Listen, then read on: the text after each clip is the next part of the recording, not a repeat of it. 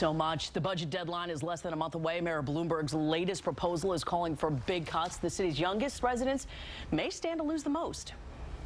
I need a place to be when my mom's at work, and I really need this after school because I need to get my homework done. 9-year-old Jaden Cortez is fighting to keep his after-school program open, and he's not alone.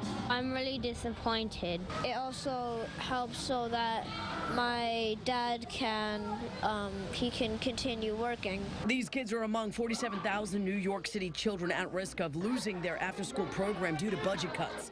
Mayor Bloomberg's latest proposal calls for $170 million to be slashed from child care and after-school budgets, which leaves parents facing a real tough choice.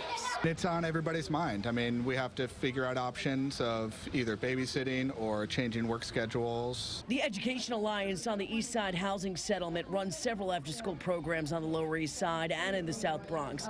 And these cuts would be especially tough, they say, on single parents. I would have to quit my job because I don't have no other relatives that's nearby to come pick him up from school. If parents can't work, if parents can't be there, they're going to need to be subsidized in other ways. Programs in some of the city's poorest neighborhoods won't get funding if at least $80 million isn't restored to the budget.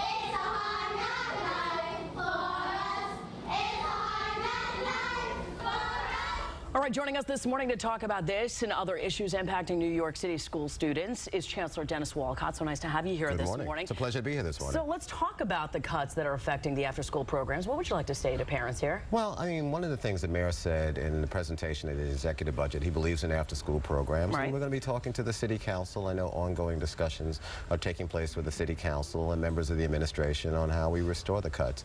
It's our goal, but at the same time, we have to work it out with the city council. You're saying something there that's restore the cuts, because for a lot of single parents and people who are in the good fight every day, this is something that's a lifeline for them to have these after-school programs. It's an important service, and we realize that, but at the same time, we have to work with the city council to see how we put those cuts back in place, and as I testified yesterday at the city council, that's part of the discussion that's taking place right now. But I thought the situation was going to be a brighter fiscal picture, considering that, you know, Albany gave a little bit more money this year, that the cuts weren't going to be... Well, not in reality. I mean, okay. Albany gave some money, but we still face tough fiscal times, and we have to balance our budget, and so the mayor and the city council speaker and the city council have done a very good job over the last 9 to 10 years in balancing the budget and coming up with a deal by the end of June. And so by the end of the June period of time, we'll know what's going on.